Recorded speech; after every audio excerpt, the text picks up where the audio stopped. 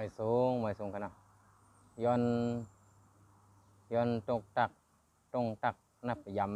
ำไม่สูงถึงผู้ใหญ่ก้นหลงเจียมสังขายาหานกันเนาะผู้โกก้นเฮินและก็ซึกก็หานเจียมเลือกใหญ่ยิ่งใจเคียงนายกูเกาะนะครับเนาะย้อนนับย้ำไม่สูงตรงตักความไตนะเนาะแล้วก็พี่น้องกูเจ้าคือเนอโซเชียลมีเดียออนไลน์ Facebook ไลฟ์สดนะครับนะทั้งหมดทั้งเสียงวันเหมือนในข้าวใจปล่อยเกี่ยวนะครับนะแต่มาอุบโอต้องตักพี่น้องเขาหลายร่องหลายตั้งเกี่ยวขาใครอุบต้องตักกันข้าวยำต้องมียำมีข้าวยำตัวตันอ่อนปอดอ่อนตอนหนึ่งนะครับเนาะเมื่อในวันที่12เนาะเดือน กันยาเนาะเดือนกันยาปี254064นะครับเนาะ64ปี2021นะครับเนาะเดือนกันยาก็พอมึงเขาจะตกอยู่ในเรือนอะไรกันแน่ต้องได้ยินเสียงดีค่ะพี่น้องเขาต้องตักคำมากันแล้วต้องได้ยินเสียงเขาใจพวกเกี่ยวดีกับว่าเขาใจเมียกไล่สดไว้นะครับเนาะคอมเมนต์มาปั่นอินกันเนาะก็มันตั้งสู้เขาแต่มาอุบโอกันลองสังขะเนาะลองสังขายาฮันเนาะลองสังขายาฮันเมื่อไกลก็เลยไล่สดกว่าจอมปีใจ2 มึงกำหนึ่งก็เลยรัดอ่ำตันสุดกับว่าเบียดพงเนาะเบียดพงหรือว่าแบตเตอรี่พงเนาะปี2 มึงหมดกว่าเนาะปีใจ2 มึงหมดกว่าเลยคำนี้ ข้าก็จะมาไล่สดทางคุยทางกำหนึ่งนะครับเนาะมาตอนตามมาพบทบตรงตักพี่น้อง FC แฟนคลับเนอ Facebook โซเชียลมีเดียทั้งเสียงทั้งหมดนะครับเนาะเพราะว่าการที่เสียตะเป้ที่มาปั่นต่ำเฮลองตั้งลูกน้องตะเป้เนี่ยเนาะเพราะว่าหลุไรมี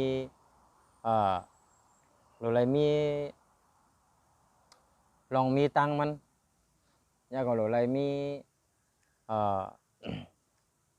อย่างเจ้าเหรอจันฐานยินเง่นะครับเนาะใจว่าเอากลางใจตัวเจ้าเก่าตัดสินใจเสียปันต่ำกว่าปันตั้งพิษกว่าเนี่ยเนาะเพราะทางความไทยของว่าลงโทษนะครับเนาะเอาอคติส่วนตัวลงโทษนะครับทางความไทยของนะทางความไทยเขาก็รีเอาลงส่วนตัวเจ้าเก่าเสียปันต่ำลูกน้องตะเปียวหรือว่าก้นปลาไตเขาเนี่ยครับเนาะแล้วก็การที่เขาขาดแต่ปันต่ำนั้นมันเลือกแต่ปันต่ำมิ้วไหลก็ไหลมันใจกันเนี่ยต่ำนั้นมันมีหลายมิ้วน่ะต่ำจ้อนว่างจ้องต่ำต้อพื้นต่ำกว่าสุกสีล่างห้องน้ำห้องพายห้องสมเนาะหรือว่าถูกจ้องอยากหลีกให้มันป่นข้าวยามเปิ่นเหมือนเช่นเขาว่าไหวปันเจ้าสั่งเนี่ยคืนนี้เจ้าสั่งนั้นมันต้องแยกลีกว่าต้องอ่านลีกสอนลีกเนาะเพราะว่าเจ้าสั่งเตียนมีตั้งพิษแต่พอลีกแยกลีกหมอก2 ชั่วโมงหรือ1 ชั่วโมงเนี่ยแต่เจ้าสั่งไปในปันต่ำป่นหรือเปิ้นวัน1 ชั่วโมงเขาว่าเนี่ยเปิ้นห่อกันวัน4 ชั่วโมงเนี่ยปันเจ้าสั่งไปในให้ป่นเปิ้นก่อน1 ชั่วโมงเขาว่า5 ชั่วโมงเขาว่าเนี่ยก็ไหลเลือกเฮ็ดไหลนะครับก็เพราะว่าต่ำนั้นมันมีหลายมิ้วน่ะเนาะการที่เขาได้ปันต่ำอำนวยใจนั่งตาลาเนี่ยนั่งสมาธิจากเขาเจ้าไหนนะครับเนาะย่าก็แทงลองหนึ่งการที่ว่าลักกินนม1 กล่องเนี่ยจริงๆพอในเอาตั้งวินในว่าในกินนมในว่าจะเป็นเจ้าสั่งขาหรือว่ายาฮั่นหรือว่าเจ้าสั่งหรือวนเจ้าจ้างกินอะไรเขาพิษกันนะมันแต่พิษกับพิษที่ว่าลักนั่นก็ค่ะข้อหาลักนั่นนะลักทรัพย์หรือว่าลักโคของหรือว่าลักเพราะว่าลักเนี่ยมันเลียมันพิษเนาะพิษคอที่ว่าลักนั่นก็แต่ว่านมเนี่ยมันเป็นน้ำมันกินเยี่ยวมันใจเฮ็ดให้เขาอิ่มต้องในว่าพระเป็นเจ้าว่าอีอย่างที่เป็นน้ำในกินไร24 ชั่วโมงค่ะนะของกินกูลองค่ะก็เกี่ยวกับลองเป็นน้ำเนี่ยกินเยี่ยวเนี่ยกินไร24 ชั่วโมงว่าเป็นหมักไม่หมักตอกนะพอกินเกี่ยวเขากว่ายังมันเป็นน้ำค่ะนะกินไรกูลองพิษสินค่ะนะเพราะวันเจ้งนังเขามุ่นเนี่ยเขาเพราะเขามุ่นในกินอะไรค่ะพิษตั้งสินทำแหละพิษตั้งลองหลักกินกันเนาะแต่เจ้าสั่งอ่อนป้าในมันแต่พิษคอที่ว่าหลักเนี่ยมันก็ไอ้ค่ะนะลองที่กินนมเนี่ยมันพิษค่ะนะอันนี้ค่ะแต่มาทราบเรื่องเนี่ยพี่น้องเขาก็ ก็บัวเขาใจป่วยเกี่ยวก็ยำเป็นเจ้าสั่งขายยหันยำเป็นเจ้าสั่งสมณีมาอยู่เข้าตั้ง4 ว่าขนมเมืองนั่นเนาะเมื่อปันดีข้าเป็นเจ้าสั่งวันนั้นข้าก็ข้ามสั่งเม็ดขึ้นเป็นเจ้าสั่งอย่างครับมันเลยเป็นสั่งเป็นร่องมันเลยเป็นสั่งร่องเจ้าเปิ้นเหรอขนมใจก้นมักมีรีเป็นถึงว่าอยู่ในเมียวในเวียงก็เต้อยู่แต่ว่าทำได้สั่งร่องเจ้าเปิ้นคณะเฮ็ดสั่งเม็ดเปิ้นว่าการข้ามสั่งเม็ดในกู้โซใหญ่เสียเฮ็ดสั่งร่องนะครับว่ากู้โซใหญ่เสียเฮ็ดสั่งร่องเปิ้นห้องป้อมนั้นจะใส่เมาที่ห้องความไว้เฮ็ดสั่งขละว่าให้มื้อวันเมียนพ่องอาซัก8-9 ขวบเนี่ยเนาะ8-9 ขวบหรือว่า9 ขวบไปแล้วเมียนพ่องใครกินเขาเมียนพ่องใครใครกินกะตัวล้วนค่ะมันเมียนพ่องใครใครกินเพราะเป็นก้นเฮือนก็ใครของเล่นใครกังก้าใครปืนใครกองใครหมักกุ้งก้อนใครรถใครก้ามใจขนาดอันเป็นของเล่นใครสปริงใครรถถีบตัวลูกลังพูดแต่ว่าใครพอมีเงินพูดนะพูดแต่ว่าใครหันสั่งก็บ่กว่ากัดนัดแล้วก็ป้อยกว่าล่ามกว่าซ่าเนี่ยใครกินใครไล่เนี่ยกะในมือสู่เป็นจ่าลงมันเข้าหลูปันต่ำให้มันกึ่งงามกันดั้งเขาเขาเฮ็ดพิษกว่าเย้าก็ปัวเขาเป็นลูกอ่อนเนาะเข้าหลูสั่งสอนเขาให้เขาป้อต้องเข้าถึงหนังเขาป้อแต่ไรตั้งหูนั่นเข้าหลูไรสั่งสอนหลูไรปันต่ำตีมันช่อเว้านะครับเนาะให้เมื่อว่ากึ่งงามมันตั้งเจ้าสั่งอ่อนนั่นเนี่ยเจ้าว่าพิษบนจริงตั้งความไทยว่าเชือดไก่ให้ลิงดูเนี่ยนะกำเขียนไม้ควันเปิกใส่เปิกใส่น่ะอันนี้มันใจกะอันนี้เอาตั้งว่นส่วนตัวกับตัดสินใจแบบตั้งว่นเอากะติส่วนตัวเนาะเจ้าป้านั่นก็ตัดสินเปียดเนี่ยก็ป้อแหมจะสั่งป้านั่นไปละเอาควันอันหมอกที่หมุนจังป้านั่นป้อเจ้าสั่งนั่นก็ป้อต้นกล้วยด้วยครับพี่น้องเขาตั้งแต่5 กรัมถึง15 กรัมเนี่ยต้นกล้วยก็หักเขาปดเนื้อตายต้นกล้วยปดตายเต็มตายของต้นกล้วยแล้วหน่อขึ้นมาใหม่เลยเนาะตายต้นกล้วยหักครับป้อด้วยละป้อสุดแห้งเขาเนี่ยแห้งหมอกเขาเนี่ยว่าแห้งหมุนจังป้านั่นหมุนจังป้านั่นหมอก20 ไป30 ไปเนี่ยอาซักนะป้อลูกอ่อนนั่นกับป้อด้วยต้นกล้วยเขาละป้อมยุ่มก็ต้นกล้วยนั่นปดเนื้อตายเป็นเร็วค่ะตายเร็วหักเอาตายเป็นเร็วค่ะตัวก้นเขาได้ตั้งต้นกล้วยมันก็ต่างกันก็คือกว่ากันก็คือแนวค่ะเอามาวนตัวนะการที่ติปันต่ำลูกน้องตะเป้เนี่ยในมือเขาเฮ็ดพี่แล้วเขาหลู่อะไรหมอปันต่ำนี่คือเลือกเฮ็ดปันต่ำเขาลายเมี้ยวค่ะนะจะว่าใจควันมีเหลือควันนี่ก็จะว่าเกลิดปัญหากูลองตั้งพิษอะไรกูลองค่ะนะเขาว่าต่ำควันนั้นมันหรือว่าเป็นปอกลิ้นซื่อหรือว่าเฮ็ดพิษปอก1เฮ็ดพิษปอก2เฮ็ดพิษปอก3ปอก2และปอก3เนี่ยเราก็ปันต่ำควันเฮ็ดคือเขาหลับเฮ็ดคือเขากูอันนี้มันเขาว่ามันกึ่งงามแต่พอปอกตั้งสุดในได้กึ่งดีปันต่ำควันกะสังว่าปันต่ำควันในก็ควันในก็ป้อ1 กรัม2 กรัมป้น3 กรัมเกิน3 กรัมนั่นก็หลีป้ออยู่เนี่ยป้อนะเขาหลุดตัวแห้งมือเขานั่นให้หมอกเขาหมอกผู้ว่าเขาเจ็บนั่นก็จะว่าให้ป้อจนเลือดเขาป้อออกเลือดแตกยังออกกันวันนั้นนะกึ่งดีป้อให้จังนั้นนั่นกะเขาว่าได้นะลูกไผ่ก็หักค่ะนะเจ้าก็ในมือเจ้าปันต่ำกว่าเจ้าป้อกว่าเจ้าให้ยังเจ้าสั่งป้าเนี่ยมานอนจ้องเนี่ยเจ้าเขายังติดตามถามหาการที่เขาอยู่ในเฮือนเหลียวกันในจ้องเหลียวกันเนี่ยพอลูกน้องตะเปียวหายกว่าเหป้าอย่างเนี้ยเขาหลุดเลยมานอนจ้อง1 คืนมานอนจ้อง2 คืนมานอนจ้อง3 คืนเนี่ยเขาหลุดเลยถามหาเขาหลุดเลยจอบหาว่ามันเปลี่ยนจังหือมีจังหือมันก็อยู่กันเลยเมื่ออยู่เฮือนปอเท่าเมียเท่าเขาว่าเมื่ออยู่เฮือนเมื่ออยู่เฮือนรวยรองหังเตะมาขึ้นเนี่ยเตะทักเนี่ยเตะอยู่จ้องเนี่ยก็สั่งเลยเมื่อเฮือนเนี่ยเตะอยู่จ้องเตะอยู่เฮือนเนี่ยอันนี้มันหลุดอะไรถามเย่าก็เป็นข้าวตั้งในหวาดอย่างไรจริงๆเจ้าสั่งเนี่ยว่าเจ้าสั่งบนเจ้าบนจ้างลีกับนอนนอกจ้องค่ะเพราะข้าวตั้งในหวาดเนี่ยหลุดอะไรนอนตีจ้องบนเจ้าค่ะในตัวบนจ้างนั่นหลุดอะไรตามสั่งขานั่นเนาะหลุดอะไรหาซอกหาจอบหาเจ้าสั่งนั่นเนาะเจ้าสั่งป้านั้นหายกว่าเลยเนี่ยหรือไรสวนเทียงว่า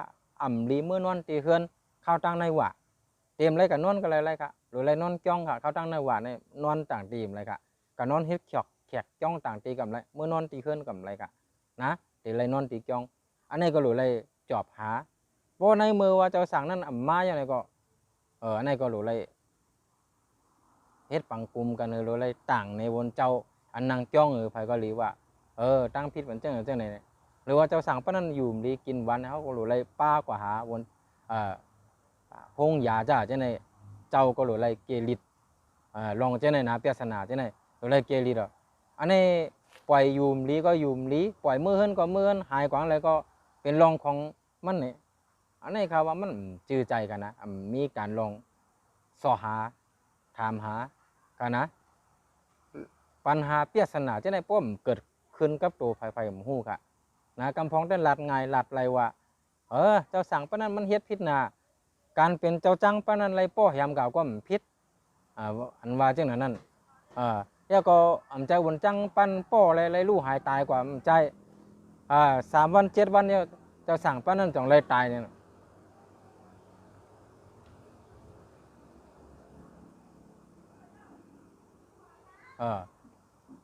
อะไรลู่หายตายคอมเมนต์เนี่ยเนาะเขาอ่านคอมเมนต์กับจอมรัดหรือจอมเนาะควันมันนั่นใครเปียงไม่กันหับน้ำคลองมือกูปอกนั่นหนามันซ้ำป้อโวกวายกวยของหนาซ้ำป้อยาแทงเอ็นตายแทงลูกกวนมันเตะกว่าขามไรคาหล่อใจเขาป้อควันใหญ่แต่นั้นมันไรกันนะมันใจควันป้อโกนอะค่ะควันป้อโกนนี่มันเตะโกนเนี่ยมันเตะหมอกนิ้วในเหอแต่ว่าหมอกนิ้วเนี่ยหมอกในอันที่ขายยำยามาเนี่ยนะเมื่อขายเป็นเจ้าสั่งเนี่ยนะมันหมอกเนี่ยจากแค่เตะป้อเขาเนี่ยควันหมอกนิ้วโป้นิ้วใหญ่เนี่ยนะนิ้วปุ๊กเนี่ยหรือว่าหมอกนิ้วจีเนี่ยจริงๆอันควันป้อเจ็บแบบนั้นไม่เหี่ยวเนี่ยเจ้าสั่งเนี่ยตีกูนะครับหันไม่เหี่ยวไอ้ก็กูเปิดทากไม่เหี่ยวเนี่ยป้อมันเจ็บเสียบเจ็บลึกกันนะอันนั้นเป็นห้องหวายเช่นในก็เจ้าสั่งตีกูนะครับเพราะว่าที่เอาหวายป้อเนี่ยในพวกควันใหญ่แต่นั้นเป็นห้องควันป้อโวป้อควายก็เขาใจตีเหรอครับควันเนี่ยการปันต่ำกันนะมันปันต่ำควัน5 กรัมขึ้นเหนือเนี่ยครับว่ามันเฮียงกันนะมันเฮียงเกี่ยวกับป้อกันเฮียงแต่นั้นนะมันต่ำนั้นมันมีหลายรองหลายตั้งไม่มีปันหลายเมี่ยวกันนะเนาะจะว่าติมาอีสังก็ป้ออีสังก็ป้อมันใจลองฮุกให้เปิ้นว่าใจเอ็นใจเฮียงใจต่อซ่ามีแล้วเกลิดปัญหามันเกลิดแปศนามันเกลิดไรกันนะมันก็หลวไรมีการอุบการลัดการสั่งสอนการปันตาลาการอบรมสั่งสอนบ่งพ่อในขณะนั้นเนาะจ้าจะไหนมันมีหลายรองหลายตั้งปันต่ำเหมือนเจ้งเขาว่าล่ะจ้อนว่างจ้องถูกจ้องสุกสีเพียวล่างห้องน้ำจ้าจะไหนนั่งตาลาเกียกลีกมันป่นเขายามเปิ้นเนี่ยมันมีหลายมิ้วเนี่ยต่ำเนี่ยนะอันเดียวเดี๋ยวอะไรปันเนี่ยในเลือกกว่าปันต่ำควันเจ้าสั่งอ่อนนั้นอาสากหมอกเปียดเกาขบไปหู้หรอหมอกเนี่ยนะไปหู้หรอหู้ใครไรใครกินใครนอนก็ให้เขาย่าก็ถามว่าให้ยังพ่อเมเขาในมือหู้ว่าลูกตัวเก่าอยู่ดีกินหวานแล้วให้ยังซอกหาถามหาป้ากว่าหาหมอป้ากว่าหาห้องยาย่าก็ให้ยังลาดพ่อเมปีน้องป้ากว่าหาอันในปีนางก็1ลาดในติ๊กต็อกคาถามกับว่าปีนางเอาว่นคำลาดถึงจื้อมันก็ย่อกันเนาะอันในไลฟ์สดในติ๊กต็อกปีนางหันถึงจึงหือลองเตเจ้าสั่งบนจ้างป้อเจ้าสั่งต่อป้อหลวนเนี่ยหันถึงจึงเนี่ยมันนางหลัดมาอย่าก็ในการไลฟ์สดในช่องติ๊กต็อกนั้นมีคนอยู่จอมอย่าก็คนก็นั่นเตปันตั้งหันถึงมันก็ปันหลัดจริงๆมันกวนเขาเพราะแต่หลัดเขาความมันโหลเมี่ยงกันหลัดขนาดเนาะเมี่ยงกันหลัดพิษถูกตรงก้อยมาว่ากันทีหลังอันนี้มันนั่งหลัดว่ามันหลัดก็เหลียวปุ๊บเปิ้นหลัดว่าสูเตป้อสูหลัดได้สูก็ว่าสูเตถูกเนี่ยนั่นน่ะปันเปิ้นหลัดอันนี้มันนั่งก็มีอย่างเงี้ยเปิ้นว่าไม่มีมารยาทพอเปิ้นลาดขึ้นมามันก็แซกว่าลาดคอความแล้วมันก็แซกว่านะมันจิ้มจ้อมจนเปิ้นไล่ลัดเมื่อจ้างคาเข้าจ้อมเนี่ยคาก็อังลัดจ้อมนะแต่คาถ่อมน้ำสายความมันจะขามกันละแต่นั่งก็ในเป็นก้นที่มีตังหู้ก้อนหนึ่งเอาค่ะนะมันอยู่ในเกียงใหม่เนี่ยมันก็เป็นก้นที่มีตังหู้ก้อนหนึ่งก็เป็นก้นที่ผู้ใหญ่ก้นหลงมักมีหลีเป็นก้อนหนึ่งนั่นก็แต่ว่าตั้งรัดตั้งจ่าเนี่ยเอากะตี้โตเจ้าเก่าว่าเว้ยตีเต็งแต่มันก็เป็นปนห้องว่าก้นรัดความเกี่ยวกับรองป้ายใจเนี่ยพอทำความไทยปนห้องว่าจิตแพทย์นะครับว่า แต่คำมาด้วยมันคำว่าคำซึ้นที่มันรัดความเตียนคาถามกว่าตั้งหันถึงร้องนั่นมันรัดในมันว่าตั้งพิษอยู่ตีปอตีเมมันเลยว่านางหู้เยาฮะว่าปอเมมันเป็นเผอปอเมมันเมตังตุกขับข้าหยับผึกขันใจจึงอะไรมาว่าปอเมมันสนใจปอเมเอามือปล่อยปันเปิ้นเลี้ยงลูกไปก็ห่างลูกสู่ก็เล็กแต่นั้นยังสูมเลี้ยงไว้มันก็บอกว่าเจ้าสั่งป้าในคืนนี้เจ้าสั่งร้องคืนเฮ็ดสั่งร้องยากำในใครทักใครอยู่ในศีลในธรรมใครสอนเฮียนลิกใครเฮียนสอนลิกเอากว่าเนาะใครเป็นตาเป้พระเป็นเจ้ากว่าใครแก้งเอาไปปิ่งหยาเข้าในอะไรเนาะใครอยู่ในกันในจ้องก็ในผายเป็นปอก็ซ้ำเลยหับตกนาทีหับการซึกไล่กับตกไว้ทางตีผายเป็นเมก็กระปัวป้ายหมักมีต้องเงินต้องเต็มทนแหละไหลมาเมืองไทยไหลมาเมืองไทยแบบมาหากินเลี้ยงต้องปล่อยลูกในอยู่ไว้จอมปอทอเมเทาเฮาไหนแหละมันเป็นจังไหนก็ในปอเทาเมเทาก้นเทาก็อาศัยยาหัวว่าลูกอ่อนในเป็นจังเหอพองหลีจังเหอเลยฮักษากันดีด้วยถึงกันลุ่มล่ากันลองไปอยู่หลีจังเหอจังไหนก็เต็มป่องใจเนาะย่ออันที่ถ่ายคลิปวิดีโอลงมาย่อการตัดสินใจหรือว่าเฮ็ดปังกลุ่มกันเนื้อจ้องนั่นกวนวันก็ต่างตั้งพิษเนื้อวนจ้างป้าเจ้านั่นว่าตั้งแต่ปู่เจเล่ตั้งแต่เจ้าสาเจ้านั่นเนาะถามเจ้าวันวัดที่เนี่ยมีภายต่างตั้งพิษเนี่ยเอาจ้องว่าเหลียบเห็นด้วยเสือกปืนมันเยาเจ้าจ้างป้าในก็เป็นญาติพี่น้องสายซึกอยู่ปัดตั้งนั่นเพียงเหมือนกันในก็เจ้าจ้างป้าในก็เป็นก้นติ่มธรรมดาหรอกมีต่อเหมือนกันมีต่อเป็นผู้ใหญ่ก้นลงอยู่ก้อนหนึ่งมีเป็นสายซึกอยู่ปอดหนึ่งเตียนก้นวันก้นมึงเขาเกี่ยวกันนั่นน่ะเนาะเป็นสายซึกปอดนั่นเหมือนกันมันจะไหนก้นวันก็โกก้นวันก็โกน่ะก้นวันก็ว่าป้อลาดกว่าว่าหมนจ้างป้าในพี่เลยเนี่ยก็เลยสายซึกอันเป็นปีน้องเจ้าจ้างป้าในแต่มาเอาตั้งพิษเจ้าวันเขาเหมือนเจ้งปู่ก้างปู่เฮงนะเขาเอากับโป้กับเฮียมเป็ดอะไรอันนี้มันมาทางตั้งการเมืองทางมาเกี่ยวกับรองซึกทางเนี่ยอะไรยินข่าวมาลึกๆว่าเพราะว่าเจ้าวันก็เลยว่าปู่ก้างปู่เฮงก็เลยเอาตั้งพิษหัวจ้างป้าในเตซิมเป็ดเก็บเป็ดนั่นเอาเตหายไปตั้งหมู่วันนี่นะอันนี้ค่ะเอากองกลางมาขี่เน็กเต็กถึงเจ้าวันนี่นั่นแต่ก็มันเป็นสังเอาไปต่างตั้งพิษหัวจ้างป้าในอะไรก็แต่ว่าผ้าลิ้นหรือว่าสิ่งศักดิ์สิทธิ์ในว่าตั้งความไทยว่าลองถอดเม็ดในหันถึงอยู่ผ้าลินเห็นใจนะหรือว่าเขาว่าในเมืองคงกลางในคนพีคนสร้างเขาด้วยหันถึงอยู่ว่าเผยพิษเผยถูกนะตีเต้มันวนจ้างปะเนี่ยเพราะว่าเฮ็ดการเป็นสังขายาหารเนี่ยเพราะว่าตัดตนากิเลสายขึ้นเป็นตะเป้พระเป็นเจ้าเนี่ยว่าเต็มไล่เอาสายใจอาสาเปิ้นตายเนี่ยว่าการเตสั่งสอนลูกน้องตะเป้เนี่ยต้องเลยจอมวินัยตลาเสเอาทำตลาเป็นเจ้าให้สั่งสอนกว่าปันต่ำกว่าในเนาะก็เนาะเพิ่นว่าปันต่ำกว่าด้วยปันต่ำนะก็เนาะแต่ในเฮ็ดถึงลูกน้องตะเป้ตัวเจ้าก็เพราะอะไรเชียงสายใจในอาเปียดมันเฮียงน่ะไปเอาทัก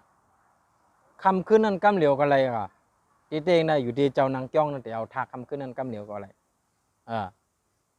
แต่ว่าเพิ่มเอาทักเพิ่มต่างตั้งพิษก็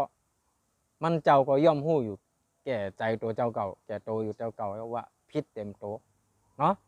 ในเมื่อลูกน้องตะเป้ตัวเจ้าเก่าหล่อนกันหนึ่งป้าเนี่ยการเป็นบนจ้างในสินใหญ่นะคณะสินสูงคณะ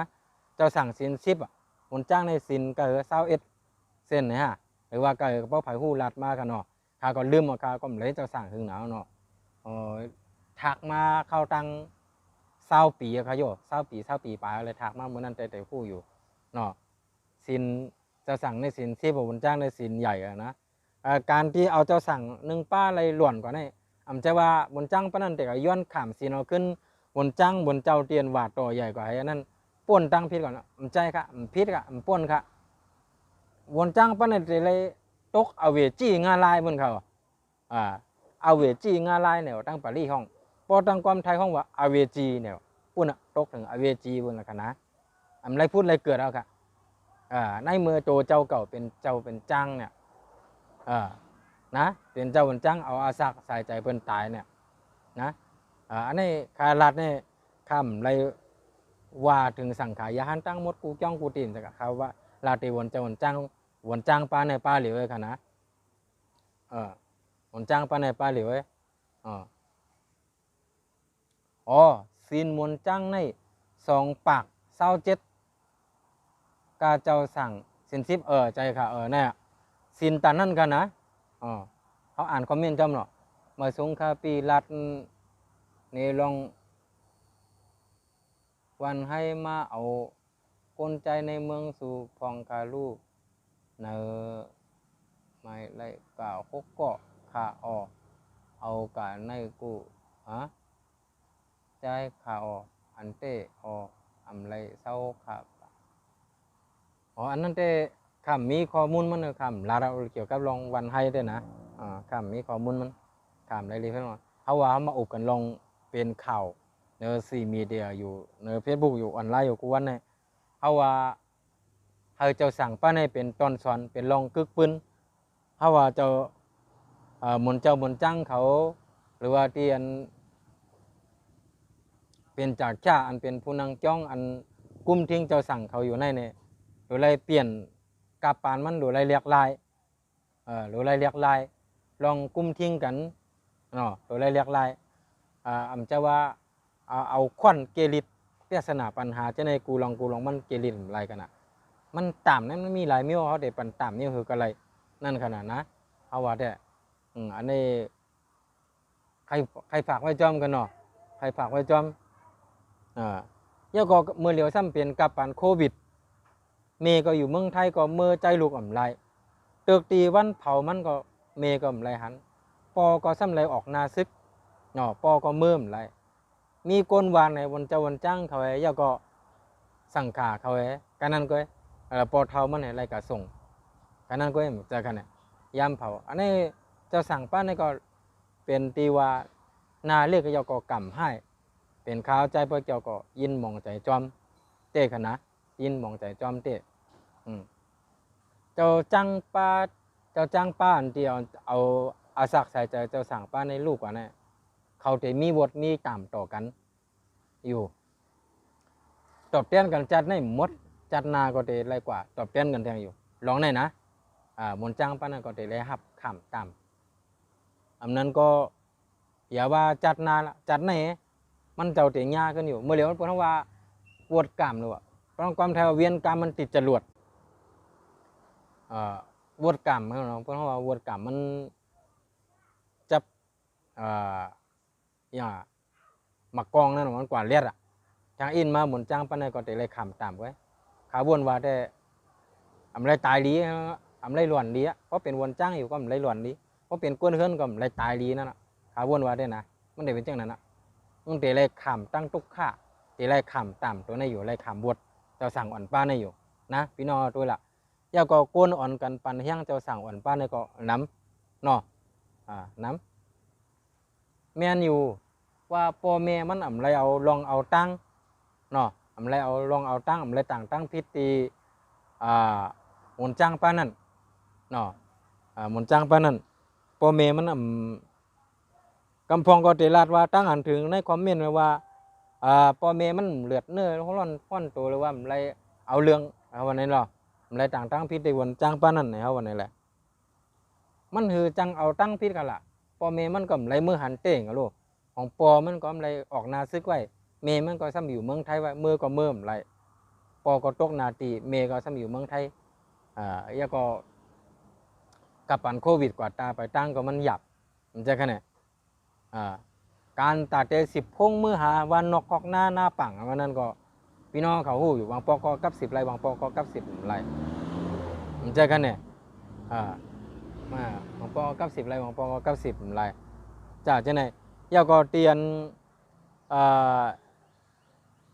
เกซีหรือว่าเมืองเก่าเนี่ยนะมันก็เป็นนาทีซับซ้อนเป็นนาทีของโคเขียวและโคไลเนาะเพราะในมันก็ลาดหยาบเตะปอไผ่ปอเจ้าสั่งเป็นแทงไผ่หนึ่งยาก็เตียนกุ้มกรรมกันนั้นเป็นแทงซึกไผ่หนึ่งเนี่ยตาเขาเต็มมือหาลูกลั่งเขานั่นก็เป็นรองหยาบก็ในเป็นเพลองเจ้าไหนก็ปอเมมันก็ปอมันแหละตกนาทีเมมันก็ไหลไปอันไหนก็เตะเป็นอะไร ไปตั้งอาเปียดจะไหนมาอยู่เมืองไทยไหวก้นเทาว่ามันเสียลายเฮือนเย่ใครมาเมืองไทยก็ในแทงรองนึงก็ลูกก็อยู่ไว้กันนั่นแทงสองก้อลูกแทงก้อนึงเป็นเจ้าสั่งไว้หน่อเฮ็ดเจ้าสั่งรองย่อเฮ็ดสั่งให้รองย่อมใครถักเฮียนเอาไปปิ่งหยาในศีลในธรรมลูกสาวก็มีอยู่ไว้กันนั่นเนี่ยเป็นเจ้าไหนให้เราเปียศาสนาจะไหนอำเจ้าว่าเพิ่มใครมือหาลูกโตเจ้าเก่าเพิ่มฮักลูกโตเจ้าก่อมจะจังไหนก็บัวมันเป็นรองตุกค่าหยับกันใจในเกณฑ์ในกลางไว้เลยมันก็เลยเปลี่ยนกว่าในคะเนาะลองในถามว่าเจ้าสั่งป้าในจับตั้งย่อกาตั้งเป็นในไรหล่วนกว่านู้นนั่นสั่งว่าญาควันป้อเฮียงป้อแต่นั่นป้อทุบกันเฮาเฮียงแต่นั่นปันตามควันกันนำนักหนาสาหัสแล้วเนาะก็เต็มเลยจับตั้งเป็นย่อกากปนห้องว่าเงาหักสักเสมาลองเอาควันป้อกันเฮาเฮียงนั่นแหละพอตรงกรรมไทยว่าต้นเหตุหรือว่าสาเหตุมันมาจากหมุนจ้างป้านันตีแล้วตีเจ้าสั่งป้านั่นเนี่ยเขาว่านะเนี่ยเงาสักเสมาตั้งนั่นแหละลองข้าวมุ้นของกินจ้าเจ้าในก็เหมือนกันเขาว่าแต่ว่าจ้องตีเลยกันนะพอเปลี่ยนคาเต้พร้อมคาปีใจเขาเอาว่าผักไว้กูจ้องกันหน่อยดิเป็นจ้องเหมือนเจ้าด้วยเมืองไทยเนี่ยว่าเจ้าสั่งหรือว่าวนจ้างของกินของหางเปิ้นตีอยู่ในลูกของเปิ้นกันนะไผกระตุ้งซ้อมไรมากก็เอาไว้ในลูกไผในลูกมันให้กินไร24 ชั่วโมงกะมีไว้ในลูกไผในลูกมันค่ะมาม่าปลากับปองไว้ยังของกินมีในของไผน้องมันเมืองไทยเนี่ยแต่เมืองเฮาเนี่ยมันแต่มีคนยิบซอตึกปีโตตู้อันเก็บของกินในจ้องนั่นของส่วนโฮมน่ะของกลางนั่นแต่มีไว้ตีบนจ้างปลาหนึ่งเลยตั้งเจ้าเล่ค่ะนะอันตีไรซุ้งอันเรียนวันนั้นมันเตะตกอยู่ตีหมุนจ้างเขาไว้อันป้อหลีป้อวันนั้นตกอยู่ตีสั่งเจ้าสั่งเขาอ่อนเขาตีเตะไรกินแต่เมื่อเฮาขึ้นกับลูกหมุนจ้างเขาขึ้นกับลูกจ้องนั่นต้องเฮาวักคานไว้เหรอต้องสู้วักคานไว้เหรอเฮากับลองซ้อมในเฮาก็หลูมาได้หมักไม่หมักตอกเป็นพักน้ำหมีน้ำมันพักกาดข้าวมุ้นข้าวปองได้เฮาอ่านหลูมันจ้างเขาไว้เฮาอ่านหลูเจ้าสั่งต้องเพว่าเหรอหลูนั่นอ่านหลูตั้งจ้องกอบนั้นมีจังหือก็หลูไรเบี่ยงกันกินตั้งจ้องค่ะเพราะเขาวนวัดมันกึ่งดีไรเปลี่ยนจังนั้นกะมันกึ่งดีเลยเปลี่ยนหลูไรเปลี่ยนเรียกลายเย้าลองเจ้าไหนนะลองตั้งหันถึงเจ้าไหน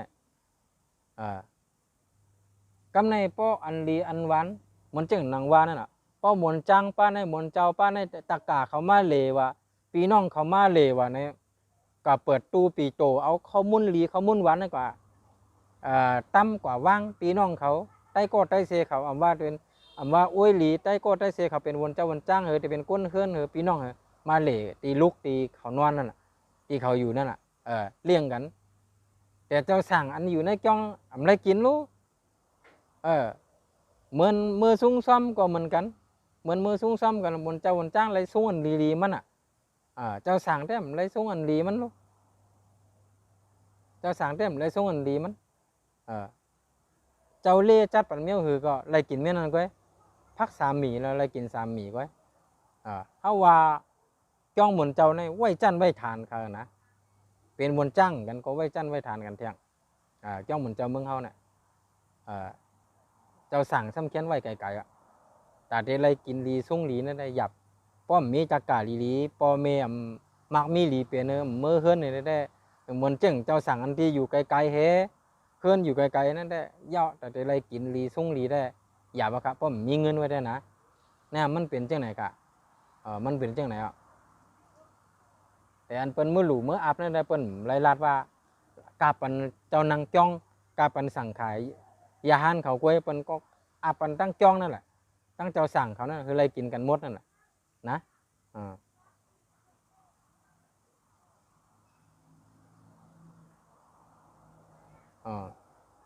พ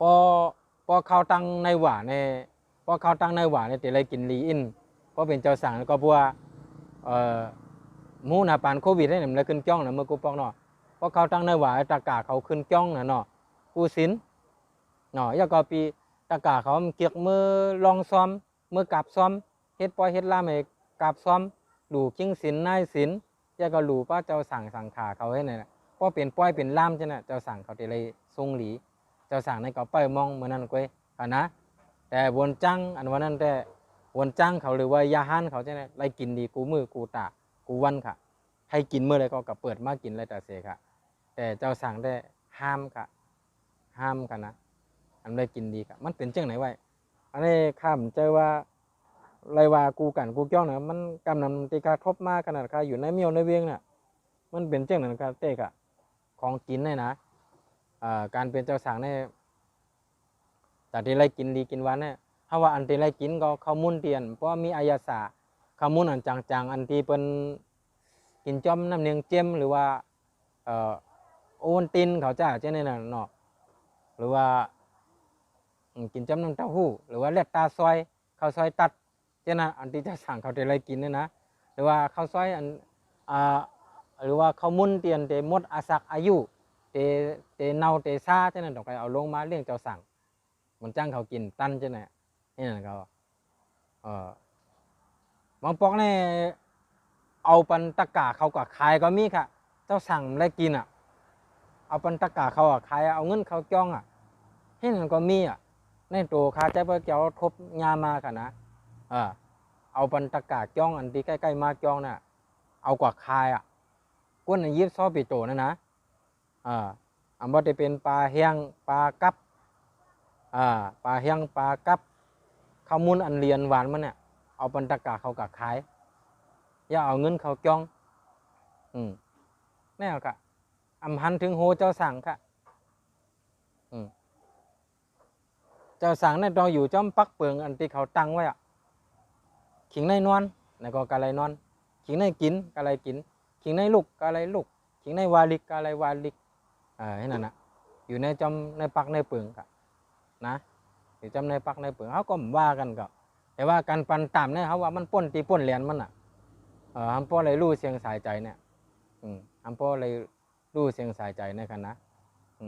เขาว่ามันป้นตีป้นเหรียญมันถ้าก้อนหนึ่งก็อำพันดีจอมกันเนาะมองใจจอมนาเฮินตาเย่เจ้าสั่งอ่อนป้าในเนาะพอทำความไทยก็ว่าเสียหลายเนาะมองใจหรือว่าเศร้าโศกเสียใจอะไรยิ่งเนาะครอบครัวเจ้าสั่งป้าในเนาะเจ้าสั่งสมณีป้าในเขาไหนล่ะจริงๆได้เมื่อนั้นข้าเจ้าเพื่อเกี่ยวกับอังมาไล่สดใครป้องใครหล่าจอมอยู่มันเจ้าจ้างป้าเนี่ยนะใครหล่าแห้งๆใครว่าแห้งๆอยู่แต่ข้ามาวนว่าก็อะไรก็ไล่สดลาดกว่าเย้าวากว่าเย้าลากว่าเย้าเนี่ยเนาะข้าก็ถ่วมเอาไว้กาด้วยเปิ้นกาแซ่เปิ้นเอาไว้กาข้าก็ว่าไหนกันเนาะข้าก็ยามยากข้าออกข้าใจเปิ้นเกี่ยวได้ยำหับมือเป็นล้วนได้ตื้อค่ะขึ้นอยู่จ้องขึ้นจ้องสาสอนลิกมันเนาะจากเช่นในกองยาควันกะย่อมยามยาควันคนที่เจ้าสั่งก็ยากะควันยามยากะควันแต่ว่าอย่างว่านั่นมันก็ยากควันอ่ำป้น3 กรัมกันอ่ำป้น3 กรัมก็เขาเป็นลูกอ่อนเขาหับควันเลยนำให้นั่นหรอกป้อนนำให้นั่นเขาคาหับอะไรกะมันเจ็บได้ค่ะควันนั่นนะการเตะมาป้อกันแหละเจ็บค่ะเจ็บหนักค่ะหลังพอพูดออกค่ะนะเจ็บค่ะแล้วก็ในหมุนจังปลาในป้อในเลือดป้อตกข้างในต้องในปุ่มเอากันเนี่ยบนห้องว่าเลือดข้างอันนั้นนะได้รู้เสียงสายใจเนี่ยกู้อันนี้บนห้องว่าจอดโตกว่าตั้งกูเจ้าคือในเมืองไทยพูดถึงหันถึงเนี่ยนะเตียนปันต่ำจะสั่งป้าในลงโทษจะสั่งป้าในก่อนนะป้อวนจังป้าในตึกเขาตรงวงกลเลยเขาเกี่ยวออกกลางก้นอะไรอยู่ว่าตั้งความไทยว่าเขาออกสังคมเลยเนี่ยเขาว่านาเนี่ยหนาหนาวะมีตั้งอายหังเอาวะนะเฮียทางเปิ้นแต่นั่นเปิ้นหลาแต่นั่นเปิ้นฉาบเปิ้นแช่งเปิ้นจังหูเปิ้นวาแต่นั่นนะเปิ้นเผาพริกเผาเกลือใส่แต่นั่นปุ่นเขาเนี่ยโปเฮ็ดไรโปเฮ็ดตั้งหลีก็ไรหลีกะโปเฮ็ดตั้งให้ก็ไรให้กะเนี่ยเนื้อเสียวๆเนี่ยเพราะว่าสู่เจ้าเฮ็ดอันดีเปิ้นก็แช่เปิ้นก็ยองก็อ้ามเนาะ เปิ้นก็ยองอามแต่ว่าพอเฮ็ดลองหลีมาเนี่ยก้นก็ป้ากันสาบแช่งป้ากันด่านั่นขนาดนะกันนั้นก็นะข่าววนว่ามันป่นตีป่นเหรียญมันเกินค่ะนะเจ้าสั่งถามว่ามีตั้งพิษก่อนมีตั้งพิษคอตีว่าหลักกินค่ะนั่นก็หลักคอตีว่าหลักนั่นก็ตั้งพิษเจ้าสั่งอ่อนนี่อ่อนอีกก็ค่ะนะอันนั้นหานิ้วเนี่ยตั้งพิษเจ้าสั่งเนี่ยค่ะแต่ไหวหมอกนิ้วกิ่งไกวเนี่ยก็ตั้งพิษนะไหวหมอกนิ้วกิ่งไกวแต่ตั้งพิษเจ้าจังปะเนี่ยเขาไหวตีนิ้วนางหรือว่านิ้วจี้หรือว่านิ้วปกเนี่ยใหญ่ลงนะใหญ่ลงก็บอกว่าเป็นก้นลงอ่ำทัดสร้างด้วยให้ปันต่ำตั้งพิษเอากลางตัวเจ้าเก่าเสียเฮ็ดกว่าให้เปิ้นป้อลู่เสียงสายใจเนี่ยนะให้เปิ้นป้อลู่เสียงสายใจเนี่ยนะอย่างว่านั่นน่ะกูว่านะเขาว่าถึงว่าเอาเจ้าจังป้าเนี่ยตายกว่าล้วนกว่าเอามือป้อมือเหี่ยมถึงป้อตายเจ้าสั่งป้าเนี่ยก็ลุกมาขึ้นเลยเนาะก็ในเขาคาพ่อแม่พี่น้องก้นเมืองหรือว่าย่าก็ใครฝากไว้จำสังขายาห้านจากข่ามนเจ้ามนจังเขาในกองเมืองใต้เขาตั้งเสียงกูติกูเหลียนเขาว่าดีไรเปลี่ยนกับปานมันดีไรเปลี่ยนป่ายเรียกลายเกี่ยวกับลองปันตามตั้งพิษลุงน้องตาเป้ตัวเจ้าเก่ากันเนาะหรือว่าที่เป็นลูกอ่อนเนี่ยด้วยปันตามกันเนาะอย่าให้มันมีทางปอก2 ปอก 3เข้าวันนี้กันเนาะมันเป็นปืน6-5หลงมือพ้องนั่นเตียนเขาเอามาใส่คลิปอันที่ว่าวนจ้างป้อจะสั่งวันนั้นมือพ้องนั่นคลิปนั้นก็หลังอันนั้นก็วนจ้างป้านั้นก็ญาหล่าเหมือนกันป้อกันบดแต่นั่นค่ะนะป้อกันบดแต่นั่นน่ะคลิปอันนั้นก็ญาหล่าเหมือนกันมือพ้องนั่นก็หล่าในเฟซบุ๊กมือพ้องในทิกตอกมันไปมีค่ะนะทิกตอกมันไปมี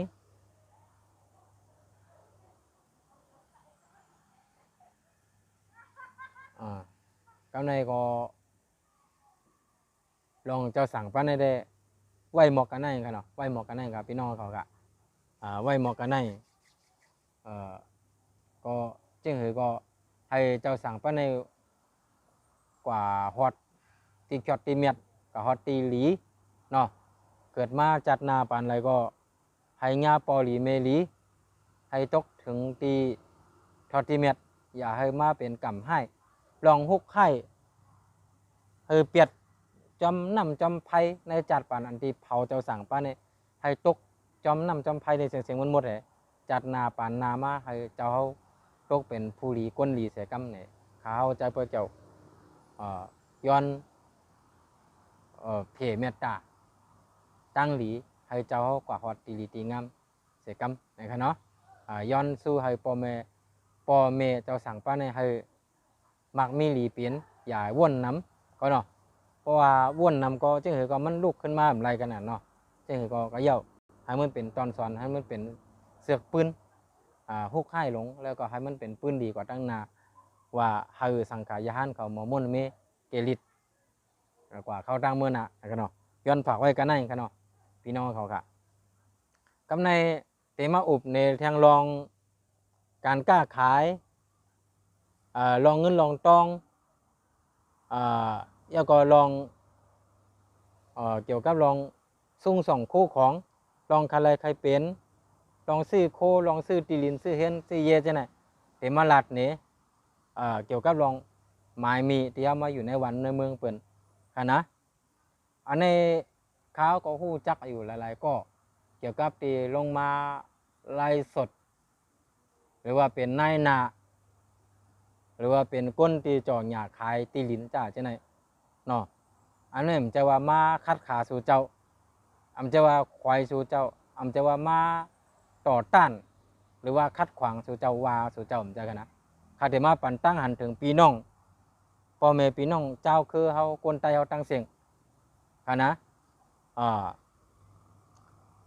สู่เจ้ามีเงินมีตองมักมีหลีเป็นคาไรเฮือนคาไรเย่คาไรตีหลินอ่อนกันซื้ออ่อนกันก่อจับจ้องซื้อไว้หาไว้ใจเย้ากำเนิดต้องเข้าหลุไรศึกษาเรียบเฮียนตัวปักเปิงหมายมีในเมืองเปิ่นดีๆงามๆ ค่ะนะหรือไรศึกษาเรียนเพี้ยนด้วยดีเกี่ยวกับลองซื้อตีลินนะก็บัวในวงวางในข่าวใจเปิดเกี่ยวมีคนโทรมาย้อนตั้งจอยแถมกับ10 หมายพงมาย้อนตั้งจอยแถมเกี่ยวกับลองซื้อตีลินเนี่ยงากุ้งงาหยอกกินงาเหรียญกินเก้ากินในเจตันลอยสเก็ตในเกียงใหม่ใน2-3 ลายคนตายเอากันนะในข่าวก็เต็มมาลัดในพี่น้องเขาวัดใบสู่เจ้าเป็นพาสปอร์ตเหอเป็นวัดแห่งการเหออำนาจวัดใบสู่เจ้าเป็นวัด10 ปีเหอวัดปื้นตีสูงเหอจ้าจะไหนถามว่าซื้อตีลินไรซื้อตีลินไรนั้นขาดเต็มมาลัดเนี่ยนะขาดเต็มมาลัดเนี่ยกว่าอ่านด้วยในกฎหมายไทยลีค่ะหมายมีไทยลีการตีเป็นเจ้าของกรรมสิทธิ์หรือว่าถือข้องตีลินเป็นเจ้าของตีลินไรนั่นต้องเป็นคนไทย100%นะต้องเป็นคนไทย100%ต้องเป็นคนไทยเตะนะการที่จะซื้อขายตีลินไรหน้าหอต่อเฮือนไรหนึ่งอันนั้นมีเฮือนไรหนึ่งหลังในกันนะเพราะเป็นวัดใบเฮียงการวัดต่างเล่าวัด10 ปีวัดปื้นตีสูงในไปมีส่วนไล่เป็นเจ้าของหอต่อเฮือนไปมีส่วนไล่เป็นเจ้าของตีลินไล่เต็มปากปุ่น100%กันนะมีส่วนทางความไทยว่าไม่มีสิทธิ์กันนะด้วยคนไทยของกันให้เขายังเก้ากินเรียนกินกันค่ะพี่น้องเขาหันอยู่ออกเป็นข่าวเนี่ยเก้ากินเรียนกินกันเกี่ยวกับลองตีลินน่ะในนับภาษาอย่างสู่เจ้าเป็นเฮียงการเป็นต่างเล่าเนาะเพราะว่าต่างเล่าวัดต่างเล่าวัดเฮียงการวัดเฮียงการใบอนุญาตทำงานเอาวันไหนแหละแล้วก็วัยตีลินนั่นเทียงรองหนึ่งก็ต้องเป็นวัยที่มีหางกาลวนสีเหลืองนั่นต้องกลายเป็นวัยตีลินอันเต้สนดตีลินอันเต้นะวัยสนดอันเต้วัยสนดอันเต้การซื้อขายตีลินกันนั่นก็ต้องไล่มีสักเสหลักฐานกันแน่นๆหนาพยานสักเสสูมีใต้ก็ใต้เซแน่อย่างน้อย2 ก็3 ก็หรือไรป้ากับจอมหรือไรเขียนลงเตรียมลงในนั้นจอมวันเดือนปีเมื่อสู่เขาเลยจ่ายเงินกันก็เลยเป็นก็เลยจื้อก็หันจื้อหังนายนั่นนางในก่อนขายปันเฮาและตั้งอันเฮาเลยกับซื้อเขานั่นต้องอะไรมีอักษรลักษณะเนี่ยวะต้องเตรียมเป็นตัวลิกของลายมือของเขาเลยเฮาต้องยินยอมกันเลยกันเข้ายามก็คือเข้าตั้งก็คือเตะผ่อนจ่ายกันก็คือเพื่อจะเป็นเจ้าของตีลินก้อนนั้นแล้วไผก็ขายปันเฮาก็เปลี่ยนไรเนี่ยโหลดอัดคลิปวิดีโอถ่ายคลิปไว้กระปันเมื่อเร็วกองอยู่ในมือสู่เจ้าสู่กูก็เป็นสื่อมีเดียไรเป็นนักข่าวอะไรทั้งผังมันค่ะนะหรือไรจอยแถมตัวเจ้าเก่าเปิงต้นเนี่ยหรือไรจอยแถมตัวเฮาก่อนเฮาติกับเปิงค่ะนะซื้อตีดินจอมก้อนให้เป็นลิกไทยหรือลิกใต้หรือลิกหังก็ยากไรมักมันลงลายมือกันไรจ่ายเงินก่อนนั้นกาหือในทุกบัตรทุกสตางค์กูเปียกูวัดนั่นหรือไรเตรียมลงในลิกนั่นตั้งตัวลิกแหยาก็ตั้งตัวเล็กแหด้วยมือเขาฝากเงินธนาคารดอกหันก็พิษอินนี่ก็เบิ่มเอาค่ะปัญจัยเขาเก่งเหลียวด้วยมือสู่เจ้าฝากเงินในธนาคารมือเขาไรกอกไรเตรียมนั่นเตรียมพิษกับตัวลิกเปลืองอันนี้ก่อนไรเพื่อนเตรียมเป็นตัวเล็กมันเจ๋งว่า1 วาทเนี่ยเตรียมเป็นตัวเล็ก1แล้วก็มาเตรียมเป็นตั้งตัวเล็กทางว่าหน้าตึดต่างหน้าแพ้ยักษ์จำ1ในทางก่อนให้ไหนทางก่อนเตรียมเป็นตัวเล็กแล้วก็เตรียมเป็นตั้งตัวเล็กตั้งความใจว่าตัวคะแนนให้ไหนต้องไปถูกต้องค่ะมันเจ๋งเขาว่าสู่ซื้อตีลินกันในตกเงิน10,000เมื่อในรายจ่ายกว่า10,000เนี่ยแต่เลยใส่ตัวคะแนน10,000เนี่ยก็เตเลยเตรียมมันตั้งลิกไทยนั่นเพียงว่าจำนวนเงิน10,000 บาทพ่วนในหรือเลยเตรียมมันเจ้าหนังจอมพยานสักขีพยานนายนุ่นนางนี้อย่างตีสุด3 ก็ตัวเฮาก็ยาก็ก้นหลอบคางเขานั่นเพียง2 ก็ เพราะเปลี่ยนทางมาเกลีปัญหากันไรง่ายหลีเพราะเปลี่ยนทางมาเกลีปัญหากันง่ายหลีค่ะนะยาก็ก้นเตียนเป็นสักเสพยานเท่านั้นก็เพราะว่าญากดญากงมาสักเสพยานเท่านั้นต้องไรพร้อมกว่าขึ้นลุมตะลาก็ขึ้นยงขึ้นศาลจอมเฮานะเขาก็แจ้งความตีตำรวจห้องพักอำว่าเตกว่าสารกลางอำว่าเตกว่าห้องพักกว่าศูนย์ตำรงธรรมจ้าจะไหนกว่าหาองค์กรกว่าหาหมู่หาจุ่มเนี่ยเขาสองก้อนแล้วก็ตัวอะไรเป็นสักเสพยานเฮาอะไรนั่นก็แล้วก็อันที่เขาปานเฮามาอันที่เฮาอะไรซื้อขายกันนั่นก็เฮาหลุดอะไรเก็บไว้ดีๆโทรศัพท์ถ่ายไว้เอกสารก็เฮ็ดพื้นเมือนมันไว้ก็ถ่ายไว้อันนี้ตัวอันที่เป็นติมัดโตเขานั่นนะยาวก็ป้อสุ่มมั่นใจว่าสูเต็มหาคนไทยมาเป็นเจ้าของตีลินไรนั่นการที่สุว่าเตียวปอเลี้ยงเฮ็ดว่าเตียวก้นหู้จักเฮ็ดว่าคนเฮาเนี่ยมันมีขึ้นยาวก็มีลงตัวเฮาก็ยังยุ่มใจเฮาอะไรยุ่มใจกันเนี่ยคนเฮาเนี่ยมีขึ้นมีลงมีผ่านยาวก็มีผ่านยาวก็มีสัตเทก็ขึ้นกับผ่านก็ลองซุ่มหือกว่าซุ่มจัดปานหือก็กวายไปเถอะลู่หายตายไปเถอะก็อันทำสัญญาปันเฮานั้นลู่หายตายไปเถอะอันนั้นพยานศักดิ์ศรีเขาจะลู่หายตายไปเถอะอันนั้นก็อันตีเฮากับเปลืองเขาที่เขาเป็นคนไทยนั้นมาเป็นเจ้าของตีลินเฮาเหรอเพราะเขาลู่หายตายกว่าเนี่ยมันเด็กกระตกอยู่เตภายเนี่ยอันนี้หลุดไหลวนยาวๆเพราะว่าเงินเหสายใจเฮาเงินเหเฮาเหรอเนาะแล้วตั้งความใจเขาว่าเชื่อสายตระกูลเขานั้นมีเต้แต่ที่มาถือสิทธิ์หรือว่ามีส่วนเป็นเจ้าของตีลินนั่นเขาก็เอาเปิลมาเฮ็ดเนี่ยเขาหลุดไหลตัดเส้นใจเด็ดขาดเอาแน่ๆนอนทัดสั่งดีๆคนเฮามันมีเพกึ่งก้างลู่หายตายมักมีหลีเป็นยาก็มีการตกซุ่มกันนะยาก็สายใจหรือว่าความรักความจ่าหรือว่าใจเนี่ยมีการเปลี่ยนอะไรเมื่อไหร่เป็นก้นหลีเมื่อพุกเป็นก้นให้เมื่อไหร่เป็นก้นให้เมื่อพุกเป็นก้นหลียาก็สู่เป็นใต้ก็ใต้เซกันเป็นปีเป็นน้องใจว่าสู่ที่ฮักกันอยู่กูมือกูวันเนี่ยวันเมื่อนามาสู่เต็มถูกกันก็ไรมีคนมาย่าเก้าสู่จังเปียงจังกันก็ผ่านกันก็ตีมีรองหยาบผืดคันใจกว่าเนี่ยมันเหมือนเฮาเปลี่ยนเจ้าของก็เร็วตีลีนั่นนะตีลีนั่นมันเป็นรองลำลองกะมันเป็นรองลำลองมันเป็นรองลำลองถามว่าใจป้อเจ้าใครก็ตีลิ้นค่าใจป้อเจ้าก็ใครพอมีเงินค่าก็ใครซื้อผมใจว่ามันลี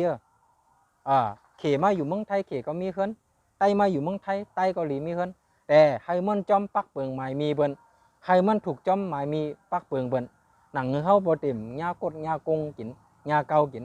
ยากกว่าเมืองไทยเนี่ยสุวรรณด้วยรู้หลวงปองจึงเปิ้นก็เปลี่ยนกูเข้าย้ำปอหลวงเปิ้นก็เปลี่ยนตาเส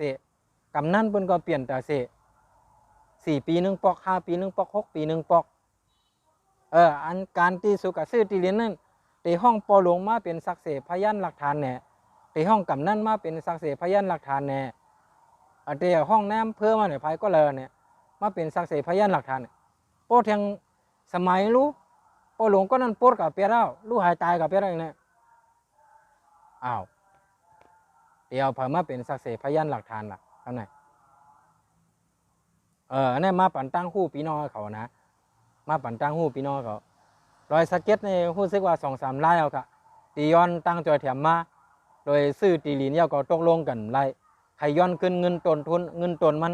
กว่าว่างไว้300,000 พองกับว่างไว้400,000 พองว่างไว้50,000 พองกำลังสุดมาลงรอยกันตกลงกันได้กดโกงกันย้อนตั้งจอยแถมตีใจเบอร์เกี่ยวมาหาใจเบอร์เกี่ยวก็ปั่นกว่าตั้ง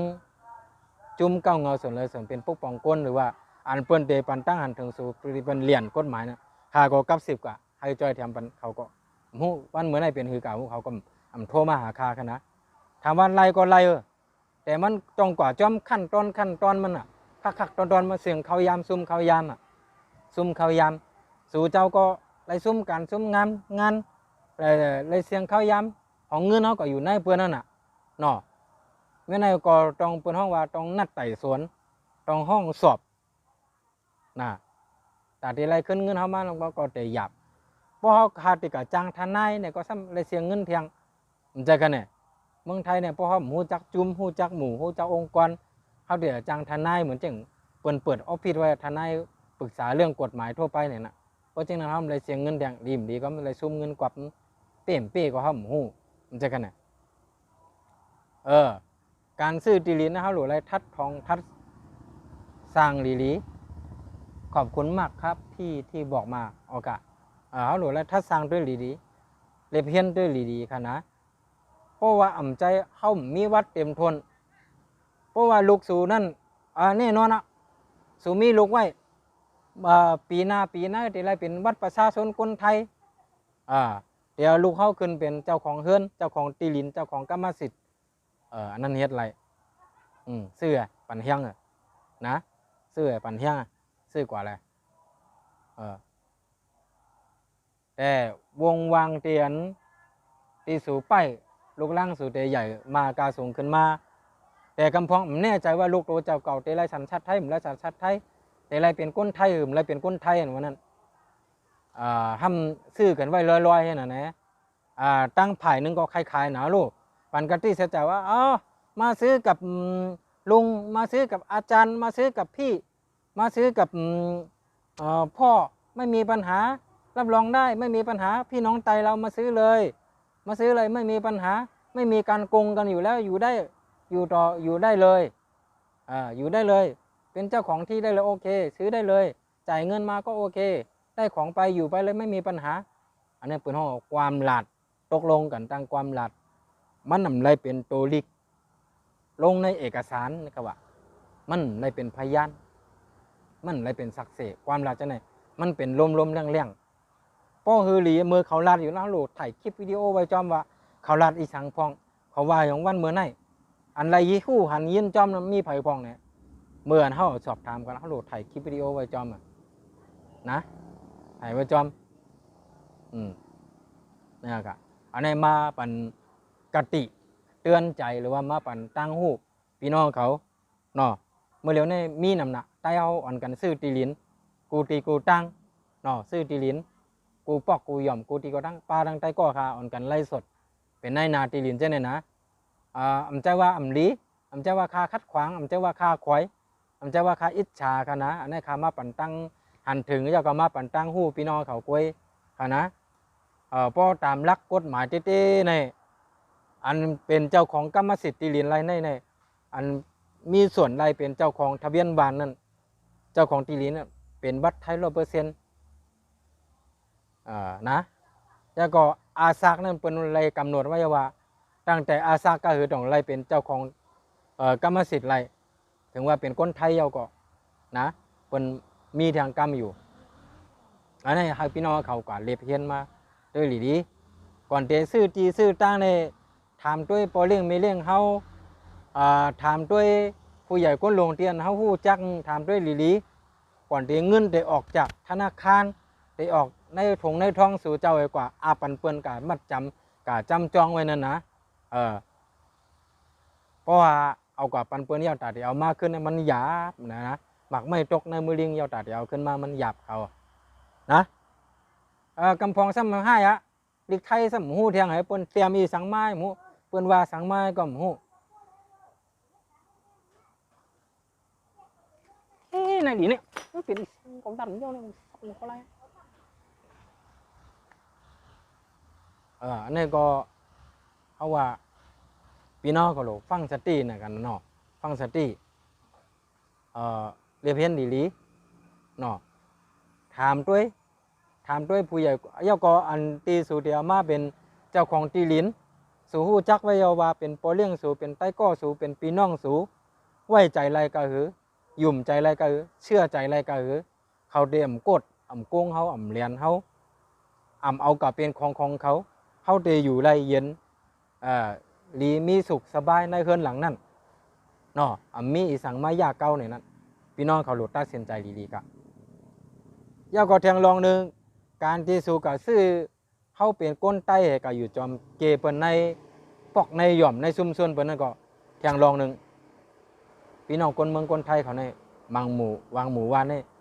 มีอคติหรือว่ามีใจเหนือใต้เฮาพม่าไทยใหญ่ที่ไหนไม่รู้ที่ไหนมาฮู้มาอยู่ในบ้านเฮาเนาะการที่เฮาก็อยู่ที่ไรในเหมือนกันเฮาหลู่ไรหมอเข้าเกออกกลางเปิ้นในวันนั้นงานศพงานสักเฮาหลู่แล้วก็จอยแถมเปิ้นเพียวหมู่บ้านเฮาหลู่แล้วก็จอยเปิ้นเฮ็ดอีสังเฮาหลู่ไรเปิ้นเฮาว่าหมอเข้าตรงวงกลหมอเข้าสมาคมอำใจว่าเฮาอยู่ในหมู่บ้านเปิ้นเฮาจอยหังเปิ้นเจ้ามาเฮาก็เฮ็ดการคำมาเฮามาแหเปิ้นหลีมีให้เจอเฮาหูลองหูตังเฮาจอยแถมเปิ้นงั้นนั่นก็เข้าท่ากันนะอำนั้นเฮาก็เปิดเสียงเปิดล้านเฮาก็เค้กอย่างเปิ้นเฮามักมีหลีเป็นป่นตีมันจังได๋เปิ้นก็คนเมืองคนไทยเขาเปิ้นก็ขวายเฮาอันคนที่มันใส่เฮาไปจังเฮาก็มีอยู่โอ้ดูไอ้หมู่พม่าไทยใหญ่นั้นมาอยู่มาเมินมานานมาอยู่เมืองตัวมักมีหลีเป็นนะก็กล้ายามมาอยู่ก็กดไผกุ้งไผมาฮู้ก็เฮียงมาหุ่นอันในทางเติมเนื้อเฮาเนาะทางเติมเนื้อเฮาก็มีดังนั้นการที่เฮาอยู่ในชุมชนเปิ้นในปอกในหย่อมเปิ้นนี่นะเนี่ยก็ปีน้องคนเมืองคนไทยเขานั้นอันลีก็มีดังนั้นอันให้ก็มีอันที่ทางเติมเนื้อเฮาก็มีอันที่มีอคติเนื้อเฮาก็มีไว้ดังนั้นนะเฮาอยู่ในเกณฑ์ในกลางในปอกในหย่อมในหมู่บ้านเปิ้นนั้นลูกหลานเฮาขี่รถขี่ก้าเขาออกตัวเฮาขี่รถเขาก้าออกพอเลียดในหมู่บ้านในซุ้มในส่วนเปิ้นก็อำลีเสียงหลังก็อำลีเปิดเพลงปึ้งปังมีไตโกไตเสเฮ็ดปอยเฮ็ดลำอาบเลือนวันเกิดเฮ็ดปอยจังนั้นจังไหนเปิ้นก็ปูเปิ้นก็กำพองก็ไขว่กำพองก็ยองกำพองก็อ้ามกำพองก็เกียกกำพองก็เกียกอันนี้เฮาหลู่เฮ็ดใจอยู่ในหมู่บ้านเปิ้นไฮไลท์นะอันนี้ก็ย้อนฝากจำพี่น้องเขาเนาะถามว่าตีลิ้นเนี่ยข้าใจพวกเจ้าก็ใครข้าก็มาอยู่20 ปีไปข้าก็ใครมีเฮือนใครมีเยเหมือนกันอยู่ที่ไรยังมี1 หลีกันเนาะแต่ว่ามีให้มันจอมปักจอมเปิงมันให้จอมเงาลายมันเนาะให้มันอย่ามีปัญหามาทีหลังอย่าให้มีปริศนามาจอมทีหลังเนาะอันนี้ก็ยินจมพี่น้องเขาที่มาที่ตามที่มาด้วยข้าวใจพวกเจ้าเนาะข้าวเดียวก็ลง YouTube จอมพอพี่น้องเขาย้อนฝากพี่น้องเขาโอ้ยก็ไอเซ FC แฟนกับเตรียมสังขายานผู้ใหญ่ก้นหลงกูก็โอ้ยก็ไอเซเหนือโซเชียลมีเดียที่ตามช่อง YouTube ข่าวใจพวกเจ้าจอมกันเนาะพิมพ์เขาก็เตรียมเข้าประกว่าตั้งดิกไทยว่าใจปอยเกี่ยวเนี่ยก็ได้ขึ้นมากว่าติดตามกันน้ำกันเนาะมีตังหูอีสังขารเตมาลัดในพี่น้องเขาวันเมื่อไหร่ก็เขายำมันก็หามองไปคาติกาเฮ็ดตังขายค่ะนี่ก็พอมีเขายำตัวตันเตมาไล่สดลัดในพบในพี่น้องเขาเที่ยงเนาะย้อนสู้ให้พี่น้องเขาอยู่ดีกินหวานหังดีกึกปุ่นอยู่ดีมีเงินให้เจียวหลอดตั้งเป็นโยกะเพียเขียนกูก็กูก้นกันเสียกำให้ก้าวของขายมันให้การขึ้นอย่างไม่สูงเนาะย้อนสู้ให้สู่เจ้ากูก็ตั้งก็หักก็เปียงค่ะตั้งก้อนเกี่ยวคาเล่มเกี่ยวคาเนาะให้อยู่ดีมีเงินกันกูก็เนาะให้หลอดเพกโยกะตั้งเปลี่ยนกันกูก็ตีปันเอ็นปันย่างเขาก็ใจพระเจ้าวันมาไหนมาวันบายว่ามีข้าวยำแต่มาต้องตักกันแทงนะครับเนาะยินจมค่ะมาชมค่ะเทกว่ากันค่ะ